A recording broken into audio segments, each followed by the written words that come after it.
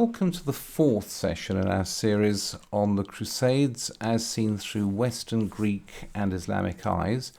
Today I'd like to talk about life in Outremer, or life in the Crusader states. And let's begin by looking at this representation of life in Jerusalem. This is from a late medieval work which depicts life in the city of Jerusalem, but it is from 1488. That is more than 200 years after the end of the Crusader states. It is more than 300 years since the ending of the First Kingdom of Jerusalem, and it is produced by somebody who quite evidently has never been to the Holy Land.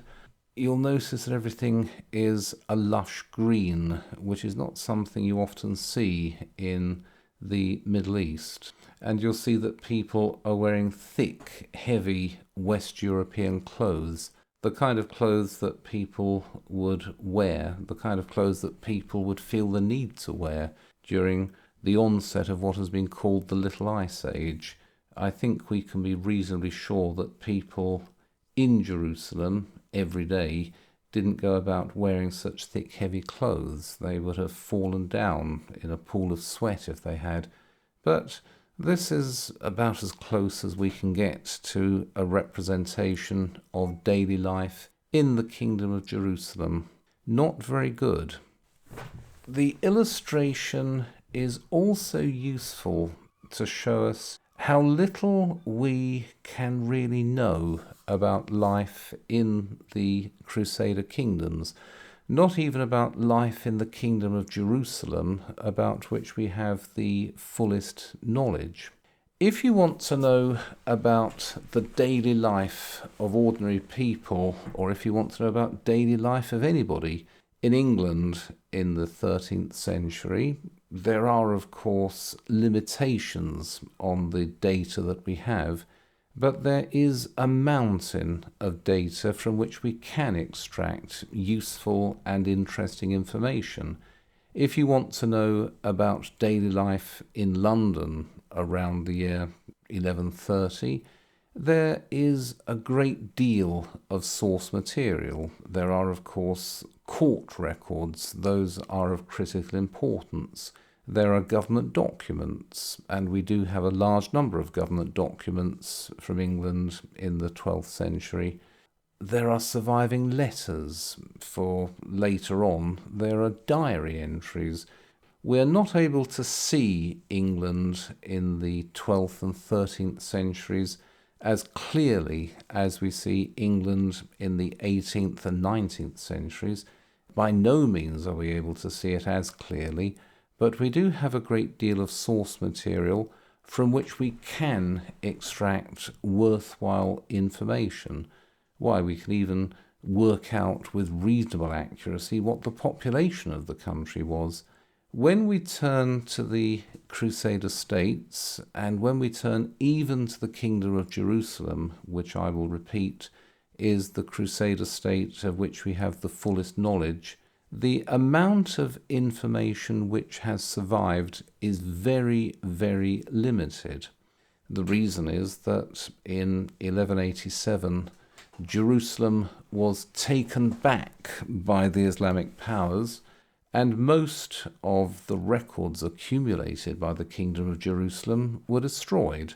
I don't think they were destroyed as an act of deliberate policy, but what is the value of keeping the records in a language that you don't understand of a kingdom which no longer exists? And so the records have not survived. We are forced to rely on casual remarks in documents written for other purposes. As I was saying before we started, we find the observations of Islamic visitors to the Crusader kingdoms of critical importance, because unlike almost anything else that has survived, these tell us something about what life was like in this part of the world. That being said, let's move to the first of our slides. I've called this outre-mer, which is a French word which was used to describe those kingdoms or those states on the eastern shores of the Mediterranean. The high point of Crusader power was between 1099 and 1187, which is when Saladin takes Jerusalem. This map on the right, as ever, is the Crusader states around 1135. Once again, I would emphasize that these are not definite borders. The borders shifted continually backwards and forwards. It's also often rather difficult to say whether a particular territory is part of one of these kingdoms. Sometimes the neighbouring territories were so much satellites of the nearest Crusader state that they can be effectively counted as part of the territory. Sometimes territories within these borders are so detached that they cannot be considered, or they could not at certain times be considered to be parts of these territories. So these are notional, these are average borders, these are the best borders that we are able to construct. But let's now turn to life within these shaded areas of the map. And it is possible to see the whole period of Crusader rule, or the whole period of Frankish or Latin rule in the Holy Land and around the Holy Land in utterly negative terms. You can see it as a combination of religious fanaticism and early Western imperialism, which some people insist on doing. And there is no doubt, as I keep on admitting, that the First Crusade was attended from beginning to end by a series of what we would regard, and what people at the time often regarded, as horrible massacres.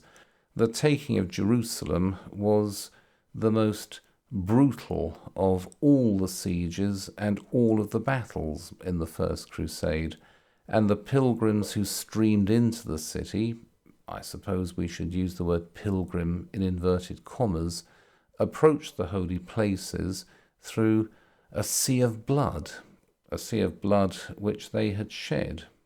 And then you can see the new kingdoms established in the wake of these victories as apartheid states, if you are so inclined. If you look at the sources, you will see a great deal of reason to regard the Crusader kingdoms or the Crusader states in wholly negative terms. However, this is a state of affairs which went on for the better part of 200 years. That is, many generations of people who did not emigrate to these regions, but who were born there, and whose fathers and grandfathers were born there, and who expected, and in some cases rightly expected, that their own children and grandchildren would die there. It is a long time in human terms that these entities existed, and you will find examples both of bestial atrocities, and bestial atrocities committed on both sides, let's not forget, and examples of peaceful coexistence. For most of the time, these states were not in hot warfare with their neighbours. For most of the time, they existed as part of a reasonably stable diplomatic and commercial system. And what I want to focus on today is the peaceful coexistence aspects of the Crusader kingdoms, and I want to focus on what is called the First Kingdom of Jerusalem. You can divide Crusader history into two periods. There is the period between 1099, the establishment of the Kingdom of Jerusalem, and 1187, the recapture of Jerusalem by the Islamic powers, namely Saladin. That is the first kingdom of Jerusalem. The second kingdom of Jerusalem is the one that runs from around 1200 to the early 1260s. These are different periods with a very different tone.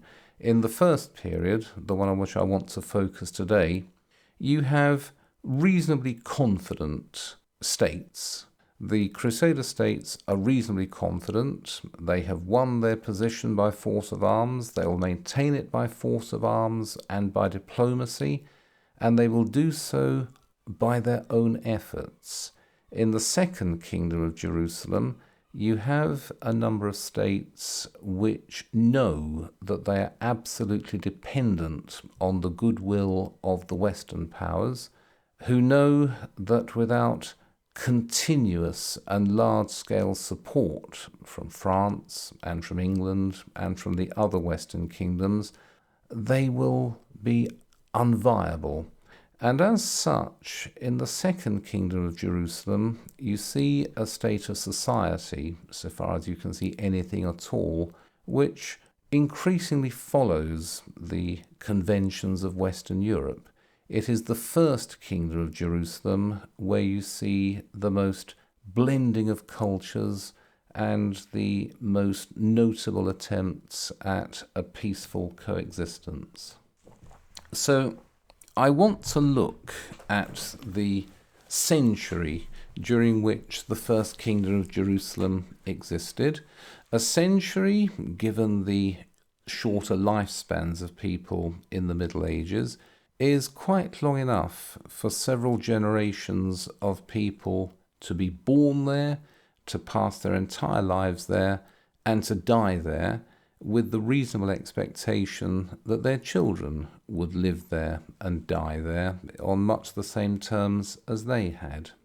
And I want to try, with whatever success, but I want to try to see how people lived and how they often tried and succeeded to live together. And as I've said, the main focus must be on the Kingdom of Jerusalem, because that is the largest and wealthiest and the most important of the Crusader kingdoms, and it is also the territory of which we have the greatest knowledge.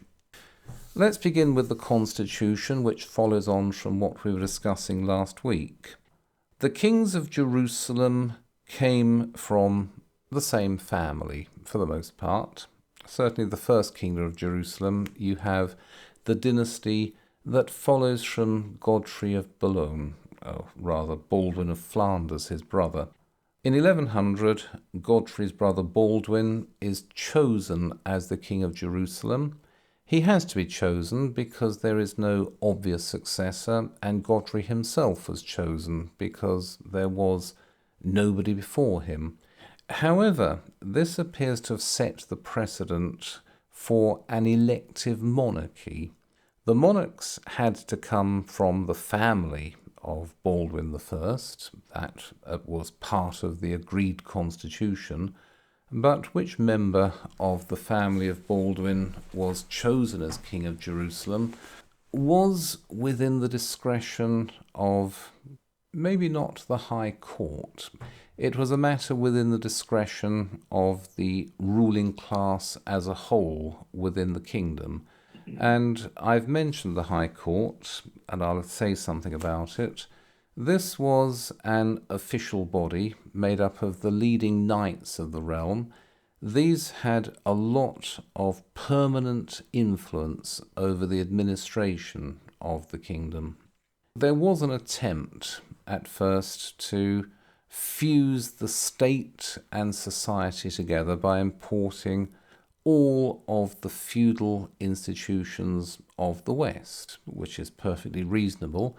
Let's face it, if we were to go and settle a new territory, we would, as a matter of course, import many of the ways with which we were familiar. Indeed, when British settlers went over to North America, Australia, New Zealand, wherever, what they tended to do was create a rather exotic and rather warm equivalent of England. And that is what the Crusaders did in the first instance. Feudal institutions were part of their agreed way of life, and so when they set up their kingdoms in the Near East, they, to some degree, reproduced the ways and the institutions they'd left behind in Western Europe. However, we need also to recognise that these territories had their own previous civilization, which was in many respects rather more sophisticated than the institutions of Western Europe. And these institutions and ways of life were in practice largely left untouched. You do have a continuity of Byzantine and Islamic bureaucratic, administrative and fiscal practices within these states, which in some sense make them rather more elaborate societies than the societies of Western Europe. In particular, what you do see in the Kingdom of Jerusalem is a much higher level of literacy than was required of the rulers of Western Europe. Baldwin the first king of Jerusalem, was a younger son.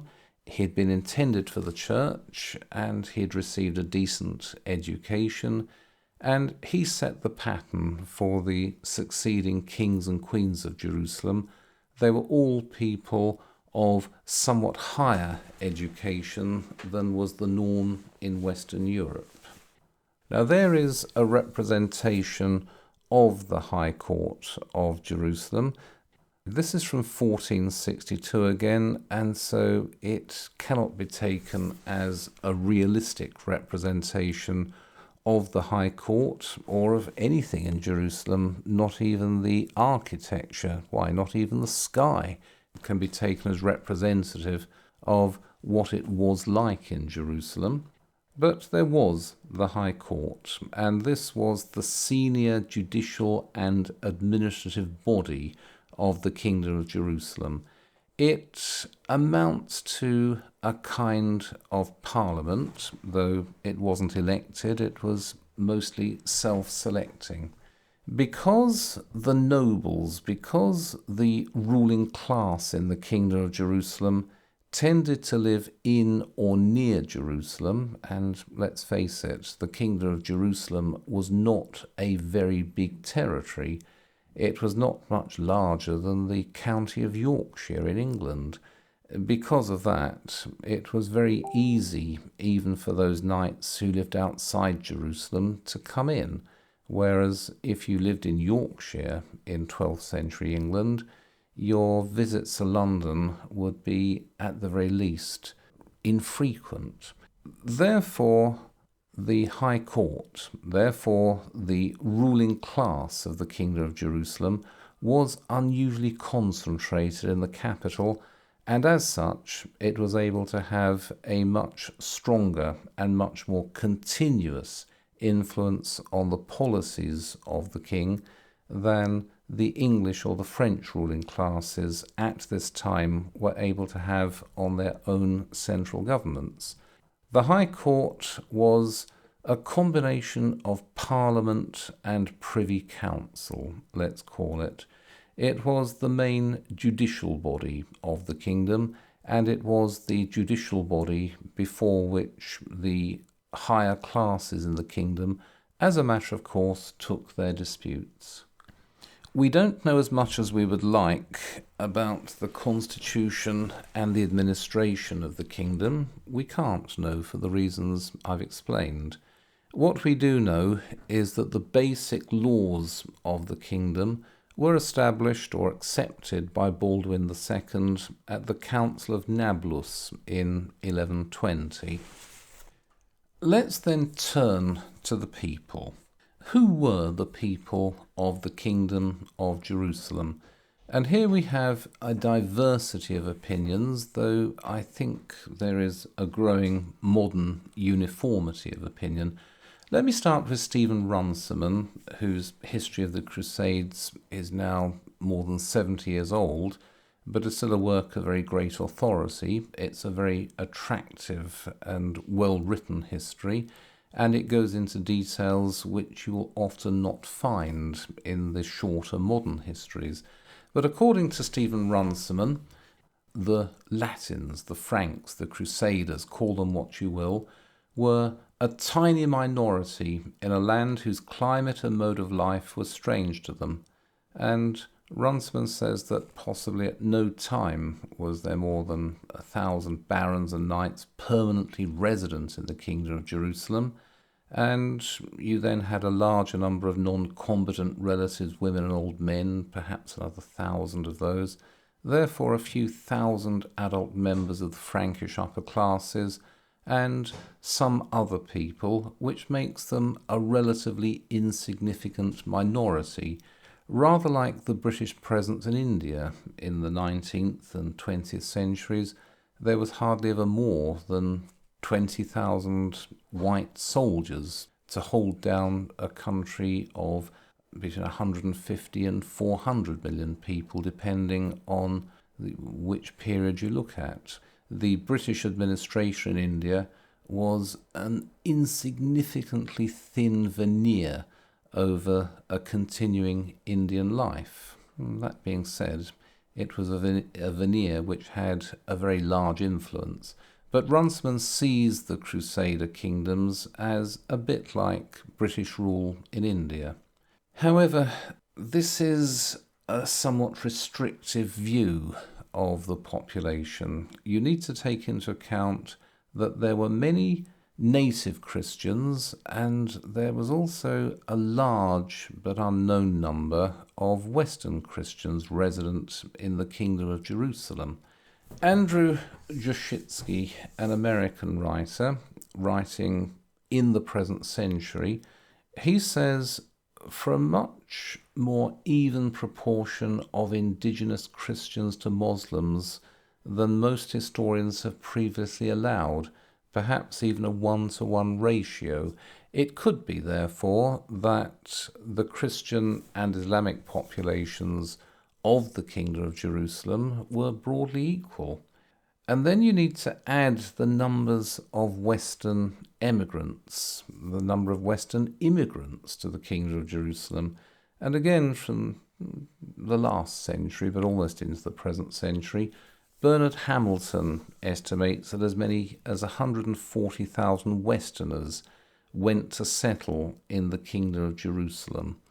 Now, this is over the course of a century, and if you look at immigration into the United States between 1890 and 1920, I think the figures are something like 50 million immigrants to the United States in that period. But we also need to take into account that about a third of those people went home again afterwards.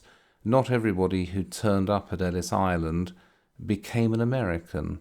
About a third of those people tried America, found it didn't work for them, and went home again. And no doubt something similar happened with those 140,000 Westerners who may have turned up. But it may well be, if you stretch things a little, it may well be that if you take into account all the Christians in the kingdom, both those who were native to the kingdom and those who had settled there from the west, you might have a 60 to 40% ratio of Christians to Muslims, and this may have been much the same in other states. So this is not a matter of an insignificantly small number of Christians who establish themselves in an overwhelmingly Islamic territory and then rule it as outsiders. It may well be that for most of this period, Christians were actually the majority population in the Kingdom of Jerusalem, and by extension in the Principality of Antioch, the County of Edessa, and all of the other Crusader kingdoms. We don't know, but there were, we can be reasonably assured, very large numbers of Christians, a critical mass of Christians in the Holy Land. Not all of these, indeed probably nowhere near a majority of these people, can be counted as Western Catholics.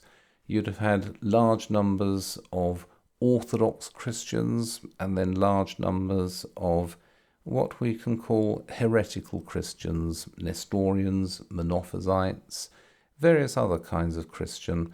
But if you take Christian in a very broad sense, there was either a very large minority or even a majority of Christians in the Kingdom of Jerusalem at this time. But staying with the phrase taking Christians in the broad sense, let's do that. What about relations between the dominant Roman Catholic Latins and the other Christians? We'll come to that fairly shortly. Let me look at how people settled in after the initial conquest. Here is a long extract from Fulkarashatra, who was a participant in the First Crusade and chaplain to Baldwin I, a man who had not been born in the Holy Land, but who went out there and stayed there. And what does he say in his history of the First Crusade? What does he say in something that he wrote after having lived there for a long time? He says this, a very famous quotation: "For we who were Occidentals have now become Orientals. He who was a Roman or a Frank has in this land become made into a Galilean or a Palestinian. He who was of Rheims or Chartres has now become a citizen of Tyre or Antioch. We have already forgotten the places of our birth. Already these are unknown to many of us, or not mentioned any more. Some already possess homes or households by inheritance. Some have taken wives, not only of their own people, but Syrians or Armenians, or even Saracens who have obtained the grace of baptism. One has his father-in-law as well as his daughter-in-law with him, or his own child, if not his stepson or stepfather. Out here there are grandchildren and great-grandchildren. Some tend vineyards, others till fields. People use the eloquence and idioms of diverse languages in conversing back and forth. Words of different languages have become common property known to each nationality, and mutual faith unites those who are ignorant of their descent. Indeed, it is written, the lion and the ox shall eat straw together." That's Isaiah 62. "He who was born a stranger is now as one born here. He who was born an alien has become a native." There may be a degree of rhetorical exaggeration there, but there is a great deal of evidence that the Crusaders who turned up as blood-stained barbarians under the walls of Jerusalem settled down and in some degree turned native, which is no more than you'd expect. Here we have more quotations. R.C. Smale: "They had dancing girls at their entertainments, professional mourners at their funerals, took baths, used soap, ate sugar." Yes, no more than you'd expect. But here you have an Islamic observer who travelled through all the lands of the Near East in the 12th century and also stopped to see what was happening in the Kingdom of Jerusalem. And he says very emphatically, "Everyone who is a fresh emigrant from the Frankish lands is ruder in character than those who have become acclimatized and have held long association with the Muslims." Or here is Usama ibn Munkid, and forgive my Arabic pronunciation, I don't know Arabic. I'll be using his work quite a lot throughout these sessions. He is giving a first-hand account of what he saw in the Kingdom of Jerusalem. "We came to the house of one of the old knights who had come out in the Franks' first expedition. He had been removed from the register and service and held a property in Antioch from which he lived. He brought out a fine table and extremely clean and excellent food. He saw me refraining from eating and said, "Eat, set your mind at rest, for I don't eat the Franks' food. I have Egyptian women cooks. I eat only what they have cooked, and no pork enters my house." So I ate, warily, and we left.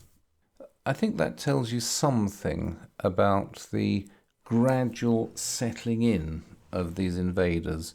There is some evidence to suggest that they did very largely turn native. They didn't change their religion, at least not very often, but they certainly changed their ways of life, and of course ways of life that were perfectly normal and indeed reasonable in Western Europe were not particularly reasonable in the very different climate of the Near East. Then we have relations between the various Christian groups. And here you can take a very optimistic view. There is a more pessimistic view as well, which I shall of course try to mention.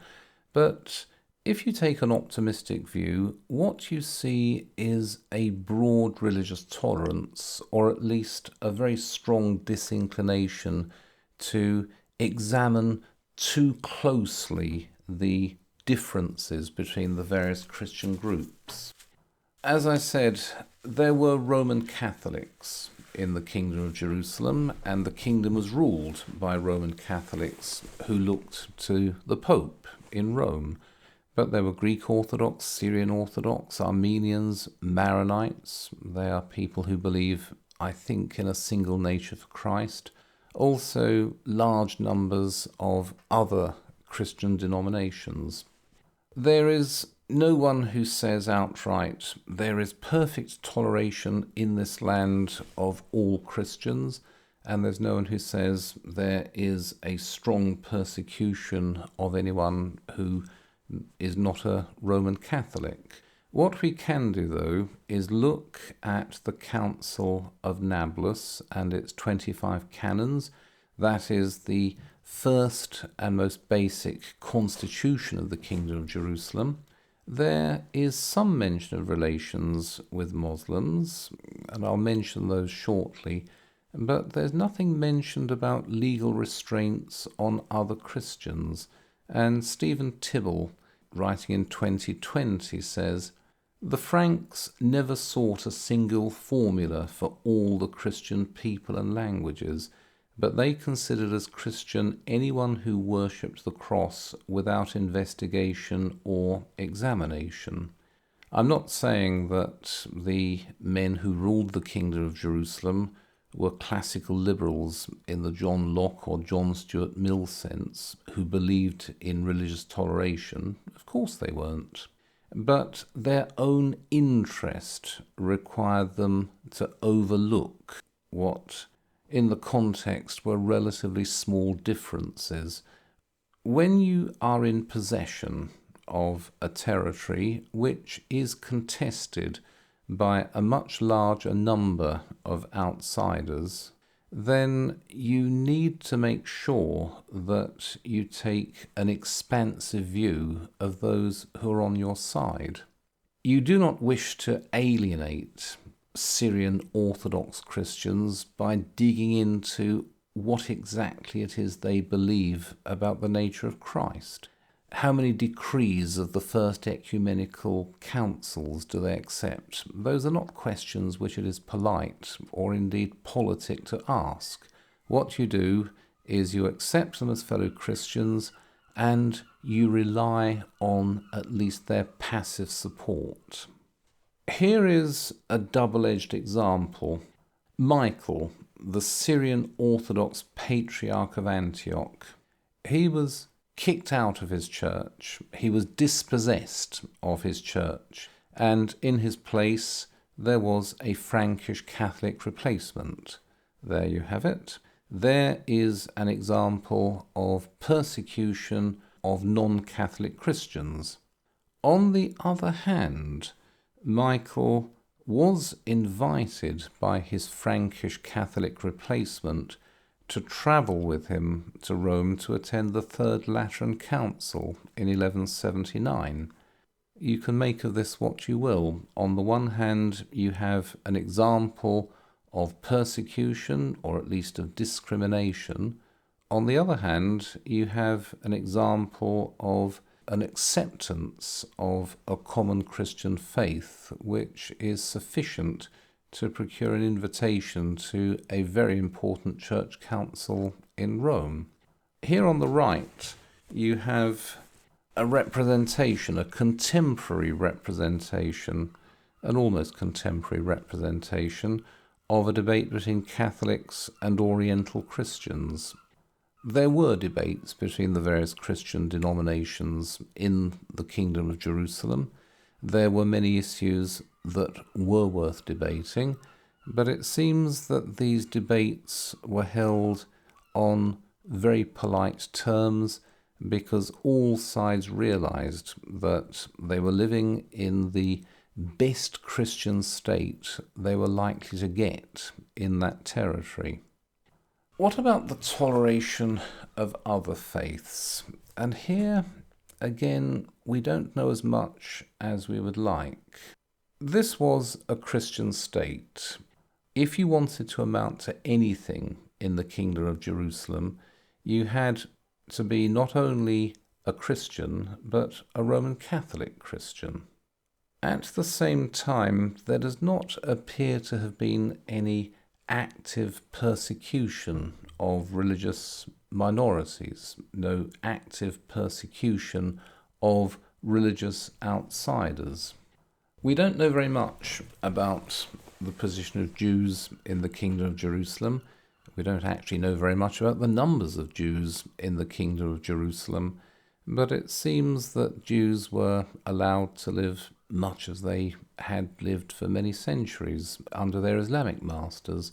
They were subject to their own laws and courts, and their former Muslim overlords were replaced on pretty much the same terms by new Frankish overlords. We know rather more about the Muslims. These were allowed to follow their religion across the Kingdom of Jerusalem. There was, in theory, a prohibition of any Islamic presence in the city of Jerusalem, but this does not seem to have been enforced with any enthusiasm. But otherwise, Muslims had the right to live and to worship in all the other cities of the kingdom. Here again, an Islamic observer, someone called Ibn Jubair, born 1145, his travels through the Near East. We left Tibnin by a road running past farms where Muslims live who do very well under the Franks. The Muslims own their own houses and rule themselves in their own way. This is the way the farms and big villages are organized in Frankish territory. Many Muslims are sorely tempted to settle here when they see the far from comfortable conditions in which their brethren live in the districts under Muslim rule.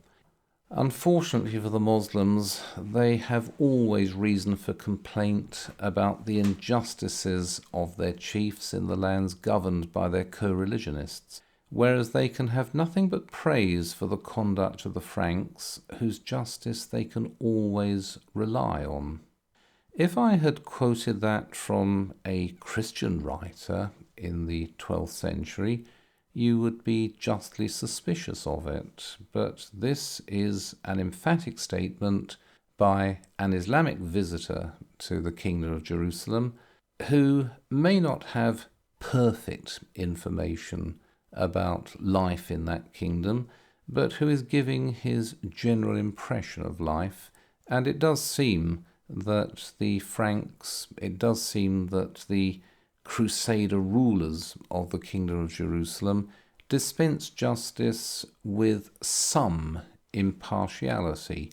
Again, not with the kind of impartiality that you would expect in a country like modern England or France or America, where the religion of the litigant is of no consequence, but there does seem to have been some regard paid by the rulers of the Kingdom of Jerusalem to the life, liberty and property of their Islamic subjects.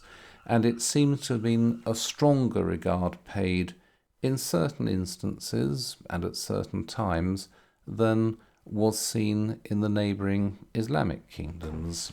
That's as much as we can say, but these words must be allowed to speak for themselves. I'll come back to litigation in a moment. What I want to talk about now is religious toleration. I've said that Muslims were supposedly excluded from Jerusalem. This was from now on a Christian city. It was the capital of a Christian kingdom, and only Christians were allowed to settle, and only Christians were allowed to worship in the city of Jerusalem. That was the theory. It seems that the practice was somewhat more diverse. And here again we have Usama ibn Munkid, his autobiography.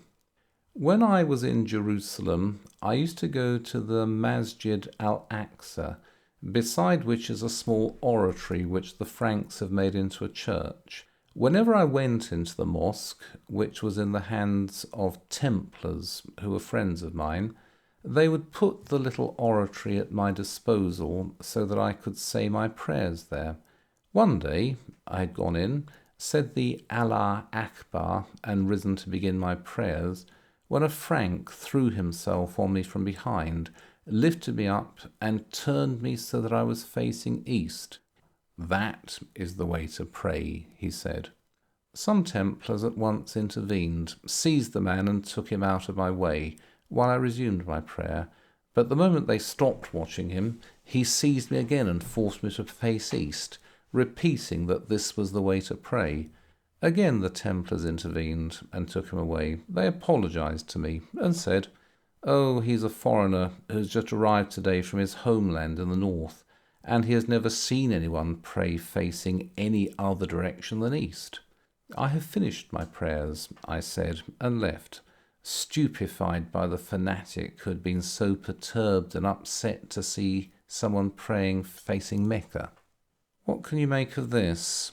What you can make of it is that Usama ibn Munkid was a man of some quality, and therefore he could expect perhaps rather more toleration from the Christian possessors of these places of worship than, shall we say, a peasant farmer coming in from the countryside could.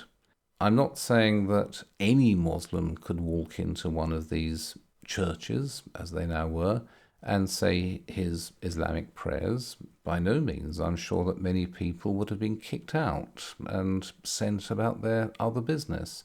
But we have one example of a man of quality who goes into what has been made into a church and says his Islamic prayers, and who is not only permitted to do so by the Templars who own the building, but is actively assisted in his saying of those prayers. So again, make of that what you will. I'm not saying that Muslims in the Kingdom of Jerusalem, and certainly not Muslims in Jerusalem, enjoyed a complete religious toleration, but it does seem that some people at some times were afforded a very high degree of religious toleration. And, of course, I should mention that in all of the Islamic states in the region, there were very large Christian minorities who also enjoyed practical religious toleration. It seems that rather than uniquely tolerant, the Catholic rulers of the Kingdom of Jerusalem adopted something of the customs of their Islamic neighbours and did not make too much of a fuss if people did not pray exactly as they did or exactly as they would wish everybody else to. But let me come back to matters of law in the Kingdom of Jerusalem. Here again is Usama ibn Munkid. The knights have a monopoly of the positions of honour and importance among them, so that no one else has any prestige in their eyes. They are the men who give counsel, pass judgment, and command the armies. He's talking about the High Court. On one occasion, I went to law with one of them about some herds that the Prince of Banias seized in the wood. This was at a time when there was a truce between us, and I was living in Damascus. I said to King Fulk, the son of Fulk, that is, I said to the king of Jerusalem, "This man attacked and seized my herd. This is the season when the cows are in calf. Their young died at birth, and he has returned the herd to me completely ruined." The king turned to 6 or 7 of his knights and said, "Come, give a judgment on this man's case." They retired from the audience chamber and discussed the matter until they all agreed. Sounds like a jury, doesn't it? Then they returned to the king's presence and said, "We have decided that the Prince of Banias should indemnify this man for the cattle that he has ruined." The king ordered that the indemnity should be paid, but such was the pressure put on me and the courtesy shown me that in the end I accepted 400 dinar from the prince. Once the knights have given their judgment, neither the king nor any other commander can alter or annul it. So great an influence do their knights have in their society. There again, Usama ibn Munkid is a man of consequence. He would naturally expect and he would receive a certain consideration, a consideration which might not have been extended to someone of lower quality than himself. But again, there you have some evidence for a reasonably impartial administration of justice in the Kingdom of Jerusalem in matters of dispute between Christians and Muslims. What about sex and intermarriage? Very important matters. We don't know very much about this. We don't know much because we can't know much. If you turn to the canons of the Council of Nablus, you do have laws trying to punish sexual activity between Christian men and Muslim slave women. It was illegal for a Christian master to have sex with his Muslim slave women. How that was enforced, how that could be enforced, is not something that I'm in any position to discuss. All I can say is that between 1885 and 1967, there were very strict laws in this country which tried to prevent acts of gross indecency between men. This did not prevent the flourishing of a very active gay scene in many parts of England. And England between 1885 and 1967 was a very highly organised state where the authorities could, to an unusual degree in historical terms, enforce their will on the population. So to what extent these laws were effective in practice at preventing sexual relationships between Christian owners and their Islamic slaves is, again, not something that I feel at all competent to discuss, except to say that I doubt it was, on the whole, strictly enforced. Canon 15 prohibits consensual sex between Muslim men and Christian women. This may have been more strictly enforced, but again, I don't know. But there are no laws that mention interfaith marriage.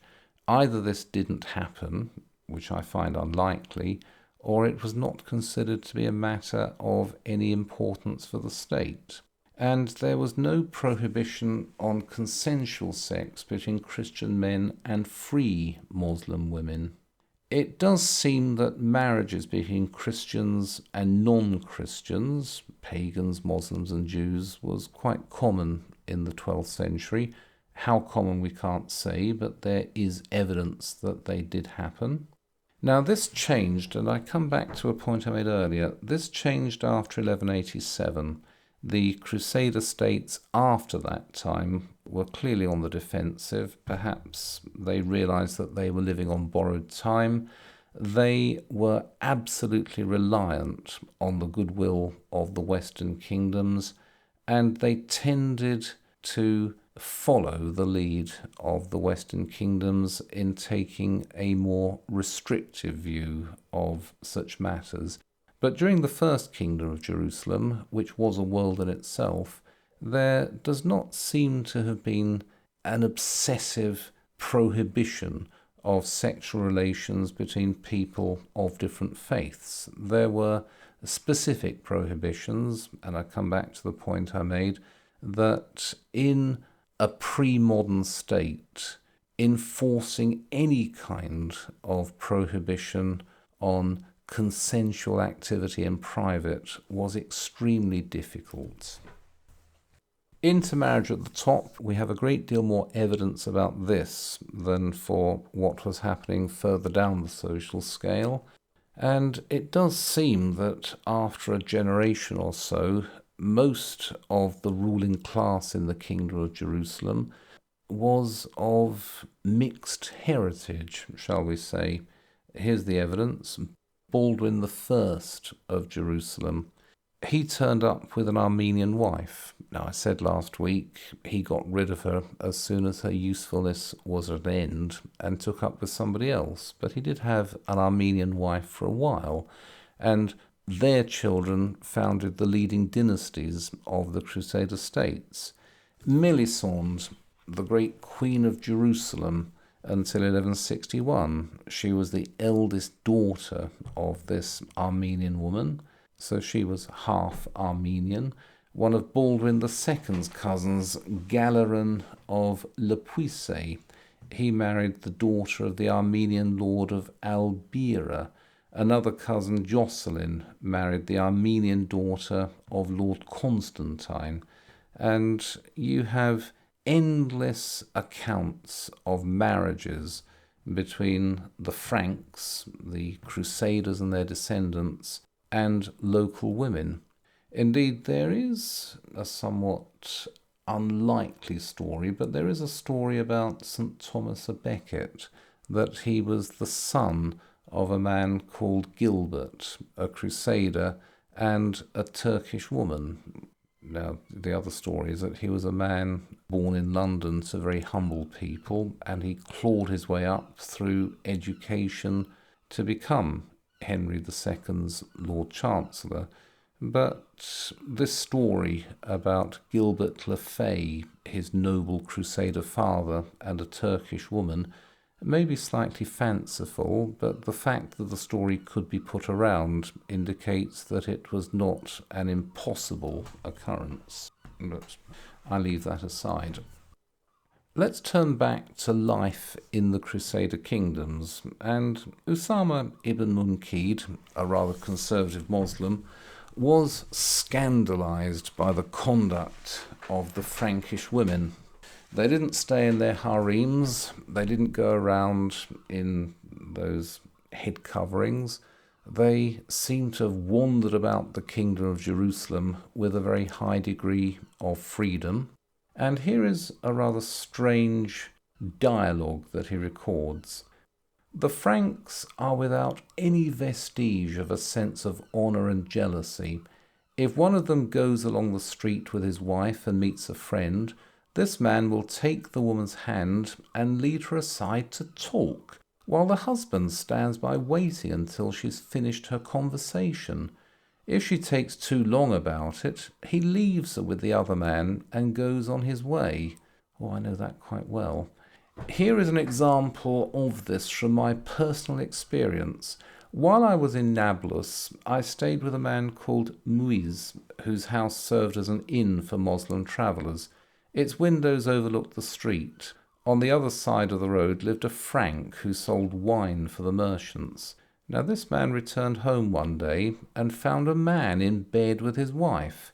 "What are you doing here with my wife?" he demanded. "I was tired," replied the man, "and so I came in to rest." "And how did you come to be in my bed?" "I found the bed made up and lay down to sleep." "And this woman slept with you, I suppose?" "The bed," he replied, "is hers. How could I prevent her from getting into her own bed?"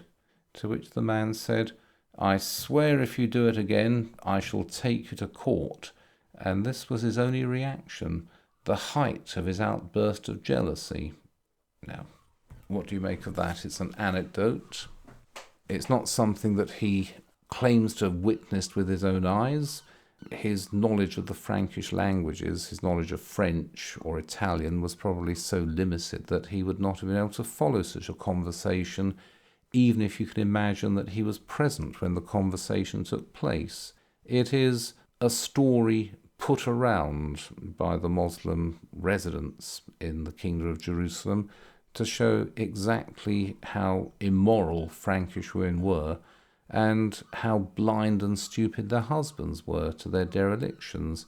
What it does record, however, is that the Frankish women in the Kingdom of Jerusalem had a moderate degree of personal autonomy. Perhaps no more than they had in England or France, but a very unusual degree by the standards of the Near East. And then we have a very strange story, which I'll give you. Again, Usama ibn Munkid, and the illustration is something I found on Wikipedia, which I put in simply because I found it rather entertaining, put it that way. Here is the tale of a bathhouse proprietor. One day, a Frankish knight came in. They do not follow our custom of wearing a cloth round their waist while they are at the baths, and this fellow put out his hand, snatched off my loincloth and threw it away. He saw at once that I had just recently shaved my pubic hair, which is, I believe, an Islamic requirement. "Salim!" he exclaimed. I came towards him and he pointed to that part of me. "Salim, it's magnificent. You shall certainly do the same for me." And he lay down flat on his back. His hair there was as long as his beard. I shaved him, and when he had felt the place with his hand and found it agreeably smooth, he said, "Salim, you must certainly do the same for my dama," that is my wife. Oh, in their language, dama means lady or wife. He sent his valet to fetch his wife, and when they arrived and the valet had brought her in, she lay down on her back, and he said to me, "Do to her what you did to me." So I shaved her pubic hair while her husband stood by watching me. Then he thanked me and paid me for my services. What do you make of that? It is an account. Again, it's a second-hand account. I see no reason to doubt it. So what you see is that the Franks had no particular modesty about nudity. When they went to public bathhouses, they didn't walk around modestly attired. They just walked around stark naked. They were interested in body shaving, and this man felt no shame. He felt no sense of oddity about getting his own pubic hair shaved and then asking this very modest Islamic bathhouse proprietor to do the same to his wife. He let his wife strip off in front of another man, and he let this man set about her with a razor. What you seem to have shown here is a rather free and easy approach to life. You can't extrapolate from this with any certainty, but it is a suggestive anecdote of how people lived in the Kingdom of Jerusalem and of relations between the sexes in the Kingdom of Jerusalem. And what I can say is that the prejudice against nudity, which we probably experienced when we were younger, is a fairly recent growth. Until deep into the 19th century, it was not at all unusual to see people in the streets attired by even our standards somewhat immodestly. Nudity was not at all unusual, and people felt no particular shame in showing their naked bodies. And here is this rather strange medieval illustration of people dancing in the nude while musicians play for them and somebody is reading to them. Make of that particular illustration what you will. I've no doubt, however, that the customs of the Franks did appear strange and shocking and scandalous to many Islamic observers. But from this, we can take some knowledge that the customs and institutions of Western Europe were transplanted into the Kingdom of Jerusalem, and perhaps they had time to grow there until they might have seemed somewhat exotic, even by new arrivals from the West. And that, I'm afraid, is as much as I can say about daily life in the Kingdom of Jerusalem. It is a series of anecdotes which you can doubt in any one instance. You can take a sceptical view of all of these accounts because very few of them are first-hand accounts, and even those which are first-hand accounts, as with the praying in Jerusalem, describe interactions involving Muslims from the higher classes, and again I emphasize that you can't easily extrapolate from these to show any general policy of toleration or of easy relationships between people of different faiths. If you want to, you can look for counter instances. You can look for examples of continuing persecution and even of further massacres. But at the same time, the Crusader kingdoms were not at all times actively at war with their Islamic neighbours. There were, at the very least, large numbers of Muslims living in the Crusader kingdoms, and they continued living in the Crusader kingdoms, and they were noticed by Islamic travellers from other lands to be living in conditions of less than grinding hardship. It is possible to say that the Kingdom of Jerusalem, the first Kingdom of Jerusalem, was a highly successful multi-ethnic and multi-religious state in which Catholic Christians were the dominant minority, but in which all the other peoples and faiths had a reasonable degree of toleration, and that there were often very free and easy relationships between people of different faiths. If we turn back to the pubic hair shaving anecdote, what you see is, whether or not this particular incident took place, that a Christian thought nothing strange about visiting a bathhouse run by an Islamic proprietor, and Muslims saw nothing strange about the presence of Christian clients in these places. So it does seem that Christians and Muslims quite readily patronized each other's businesses.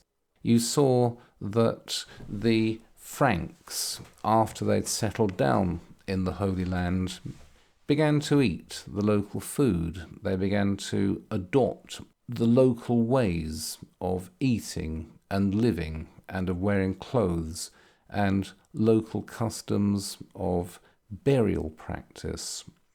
By about 1180, you've had 3 or 4 generations of Franks who have been born in the Kingdom of Jerusalem. So far as new arrivals from Western Europe were concerned, these people had almost entirely turned native. You have the learning and the use of the local languages, as well as the adoption of certain local customs, and you have a certain admiration by people of the surrounding Islamic states of the justice dispensed by the Crusaders. The sudden ending of the Kingdom of Jerusalem, the sudden ending of the First Kingdom of Jerusalem in 1187, put an end to a state which, at any time before then, may well have seemed to have become an accepted and an acclimatized part of Near Eastern civilization. And we do tend to view the Kingdom of Jerusalem as an abortive attempt at establishing a Christian state within the Islamic world.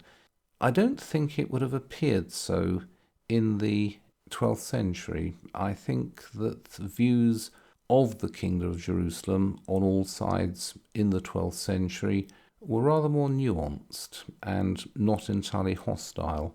But that's all I have to say about this for the moment. So let me pause here and ask once again, and this time I've left sufficient time to discuss any questions or comments.